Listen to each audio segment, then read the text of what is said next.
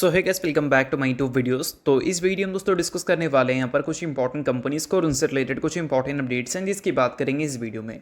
तो चलिए दोस्तों वीडियो की शुरुआत करते हैं। सबसे पहली कंपनी को डिस्कस करते हैं। पहली कंपनी का नाम है रिलायंस इंडस्ट्रीज लिमिटेड। बट इसको डिस्कस करने से पहले दोस्तों, अगर आपने अभी तक चैनल को सब्सक्राइब नहीं किया है तो चैनल को सब्सक्राइब करके बेल आइकन को प्रेस कर लो, ताकि आने वाली जितनी भी अपडेट्स हैं उन सभी अपडेट्स का नोटिफिकेशन आपको सबसे पहले मिल सके। तो चलिए दोस्तों वीडियो की शुरुआत करते हैं। सबसे पहले बात कर लेते हैं रिलायंस इंडस्ट्रीज से रिलेटेड कुछ इंपॉर्टेंट अपडेट्स के बारे में। सो दोस्तों, कल के दिन रिलायंस इंडस्ट्रीज का शेयर आपको काफ़ी ज़्यादा फोकस में रहता हुआ दिखा था। और फोकस में रहने का सबसे बड़ा रीज़न ये है कि मैक्वायर ने और एमके ग्लोबल ने रिलायंस इंडस्ट्रीज को अपग्रेड किया था, जिस वजह से रिलायंस इंडस्ट्री में परफॉर्मेंस हमें अच्छी देखने को मिली थी। अब इस अपग्रेड करने का क्या रीज़न है उसकी बात करेंगे। काफ़ी सारे लोग बोलते हैं कि अपग्रेड करने के बाद टारगेट्स क्या दिया जाता है वो भी बताइए, बट मैं आपको पहले भी बता चुका हूँ कि कोई भी ब्रोकरेज हाउस किसी भी कंपनी को लेकर जब कोई टारगेट्स देती है तो वो टारगेट को अंधाधुन फॉलो करने की ज़रूरत नहीं है। कि एक कंपनी है जो 200 रुपये पर ट्रेड कर रही है, टारगेट उसका 800 दे दिया गया है तो कंपनी एक महीने में 800 तक चली जाएगी। ऐसा कोई गारंटी नहीं होता कि एक महीने में चली जाएगी, 2 महीने में चली जाएगी या 1 साल में चली जाएगी। तो इस वजह से टारगेट को कभी भी ब्लाइंडली फॉलो करना नहीं होता और इस वजह से टारगेट हम कभी डिस्कस करते भी नहीं हैं। बट हम लोग ये ज़रूर डिस्कस करते हैं कि जो भी उन्होंने अपने टारगेट्स दिए हैं, लाइक बुलिश दिए हैं या फिर बेयरिश दिए हैं, वो टारगेट के पीछे का क्या रीज़न है। तो रीज़न हम लोग सिर्फ समझेंगे। तो सबसे पहले दोस्तों, पिछले कुछ टाइम में रिलायंस इंडस्ट्रीज अच्छी खासी गिरावट जो दिखाई है, उस गिरावट के रीजंस की बात कर लेते हैं।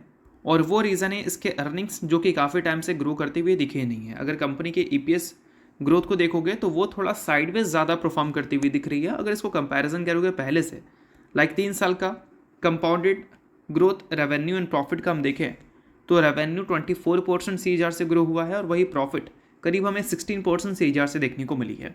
और वही अगर हम पिछले 1 साल की बात करें तो कंपनी का प्रॉफिट हमें डी ग्रोथ रिपोर्ट करता हुआ दिखा है और कंपनी के जो रेवेन्यू है वो सिंगल डिजिट से ग्रो करते हुए दिखे हैं। इस वजह से स्टॉक ने काफ़ी नेगेटिव परफॉर्म किया है पिछले 1 साल में।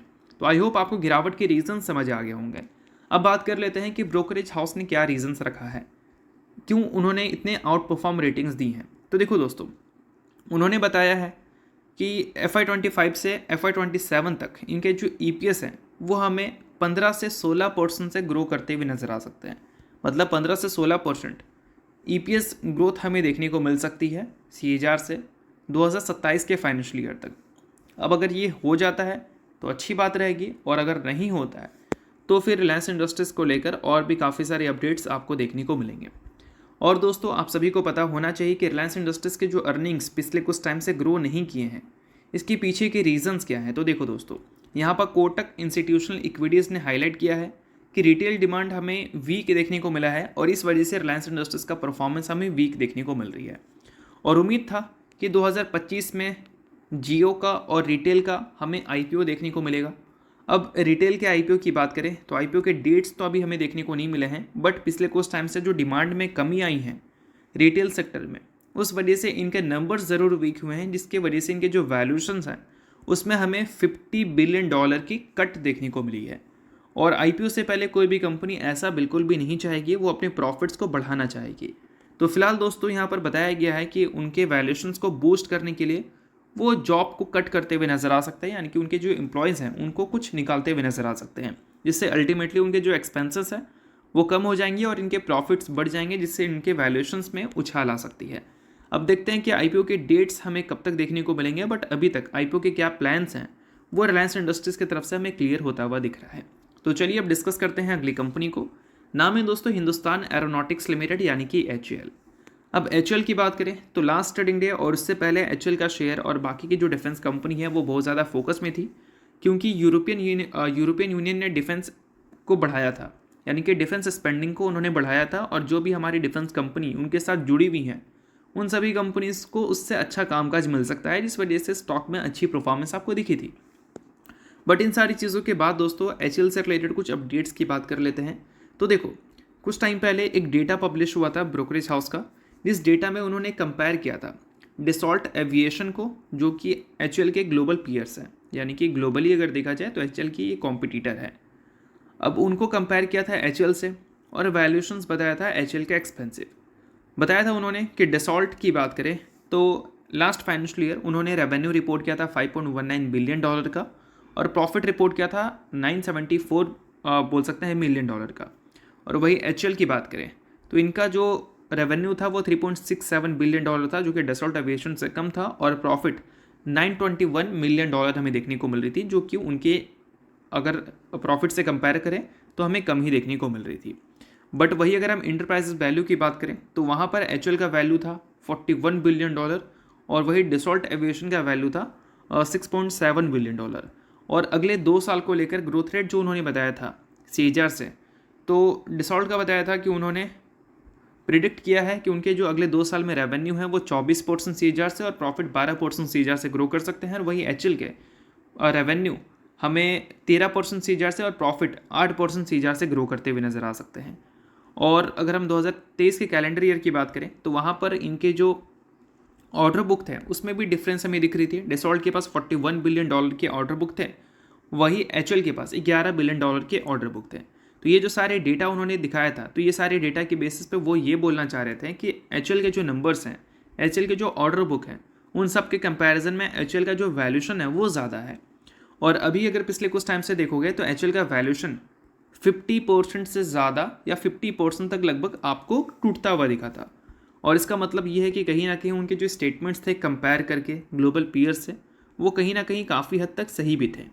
और अब अगर HCL की बात करें तो इनका जो करंट 52 वीक हाई से परफॉर्मेंस है वो 39.2% नीचे है। और जो गिरावट HCL के वैल्यूएशन में हुई है, स्टॉक में हुई है, उस गिरावट के बाद इनका जो करंट पेग रेशो है वो फिलहाल थोड़ा सा ठीक रेंज पे आ चुका है। मतलब आप बोल सकते हैं कि HCL अब वो कंपनी नहीं है कि यहाँ से आपको और भी बहुत बड़ी फॉल विटनेस करने को मिल सकती है। मार्केट ख़राब हुआ तो हो सकता है देखने को मिले, क्योंकि कोई भी चीज़ का गारंटी तो नहीं होता। बट अगर डेटा के बेसिस पे बात करें तो हो सकता है कि आपको जो पहले परफॉर्मेंस देखने को मिली है पिछले 6 महीने में, वो परफॉर्मेंस अगले 6 महीने में देखने को ना मिले। तो एज ए इन्वेस्टर इन सारी चीज़ों को नोट कर लो, और इन सारी चीज़ों के बेसिस पे ये आपके लिए अच्छी खबर है कि हो सकता है कि आपको यहाँ से और लॉसेस देखने को ना मिले। बाकी ये किसी भी तरह का बाई सेल या होल्ड रिकमेंडेशन नहीं है, सभी चीज़ें इन्फॉर्मेशन एजुकेशन पर्पज़ के लिए थी, तो इन चीज़ को रिकमेंडेशन की तरह मत समझना। तो चलिए अब डिस्कस करते हैं अगली कंपनी को, जिसका नाम है IRFC यानी कि Indian railway finance corporation limited. अब IRFC की तरफ से दोस्तों, या फिर बोल सकते हैं गवर्नमेंट की तरफ से दोस्तों, अपडेट हमें देखने को मिला था कि IRCTC और IRFC को वो टैग दे रहे हैं नवरत्न का। अब नवरत्न स्टेटस किसी भी PSU को मिल जाता है तो इसका मतलब ये है कि कुछ डिसीजन वो विदाउट गवर्नमेंट अप्रूवल भी ले सकती है। लाइक अगर उनको एक्सपेंशन करना है अप टू 1000 करोड़ तो विदाउट अप्रूवल भी वो कर सकती है। तो ग्रोथ के पॉइंट ऑफ व्यू से अगर देखा जाए तो नवरत्न स्टेटस जो है वो अच्छी बात रहती है PSUs के लिए। और ये स्टेटस हमें काफ़ी सारी कंपनी को मिलता हुआ दिखा, लाइक मैज़गोन की बात करें। और दोस्तों अभी पास्ट में नहीं मतलब कुछ टाइम पहले IRFC ने तो एक्सपेंशन से रिलेटेड भी एक न्यूज़ हमें सुनाई थी। REMCL के साथ उन्होंने एक MOU साइन किया था। अब ये MOU का मेन मोटो ये था कि वो रिन्यूएबल एनर्जी प्रोजेक्ट जो होते हैं इंडियन रेलवेज़ में, उनको फाइनेंस करने का भी काम करेगी। तो ये एक तरह से देखा जाए तो काफ़ी सही बात है, क्योंकि REMCL कंपनी जो है उनको रिन्यूएबल एनर्जी प्रोजेक्ट्स मिलेंगे, और उसकी जो फाइनेंसिंग है वो पहले IRFC नहीं करती थी, बट अब IRFC भी वो करती हुई नजर आएगी। तो ये एक काफ़ी अच्छी बात है अगर IRFC के बिजनेस पॉइंट ऑफ व्यू से देखें, और इन सारी चीज़ों के बेसिस पे इनके जो बिजनेस है उसको थोड़ा एक्सपैंड भी ये कंपनी कर रही है, डाइवर्सिफाइड कर रही है अपने पोर्टफोलियो को। बट इन सारी चीज़ों के बेसिस पे हम उम्मीद करते हैं कि इनके नंबर्स में भी उसका असर देखने को मिले, जो कि असर देखने को मिला नहीं है काफ़ी टाइम से। अगर वो अच्छा होता है तो ये IRFC के इन्वेस्टर्स के लिए और भी अच्छी बात होगी। अब इसके अलावा दोस्तों अगली कंपनी डिस्कस करते हैं, जिसका नाम है गनसोल इंजीनियरिंग लिमिटेड, जिसके प्रमोटर ने 2.37% स्टेक बेचा है 70% स्टॉक के गिरने के बाद। अब कंपनी प्लान कर रही है फंड रेस का और साथ में स्टॉक स्प्लिट का।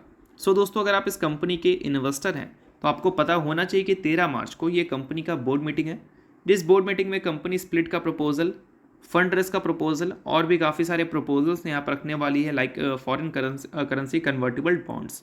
तो वो सारे प्रपोजल में देखते हैं कि कौन कौन सा प्रपोजल अप्रूव होता है। अब पिछले कुछ टाइम में 70% का जो फॉल इस कंपनी में हुआ है उसके रीजंस हैं कि क्रेडिट एजेंसीज ने थोड़े फ्रॉड एलिगेशंस लगाए हैं, लोन डिफॉल्ट एलिगेशंस लगे हैं इनके ऊपर, और इस वजह से स्टॉक बहुत बुरा पिटा है। तो अगर आप इन्वेस्टर हैं इस कंपनी के, नोट कर लो ये सारी अपडेट्स। इन्वेस्टर नहीं हो इग्नोर कर सकते हो, न्यूज़ थी इस वजह से मैंने बता दिया, बाकी किसी भी तरह का रिकमेंडेशन नहीं है। तो चलिए दोस्तों ये वीडियो यहीं तक था। आपको करता हूँ वीडियो आपको अच्छा लगा होगा, लाइक कीजिए, पहली बार सब्सक्राइब कीजिए। वीडियो देखने के लिए बहुत बहुत शुक्रिया।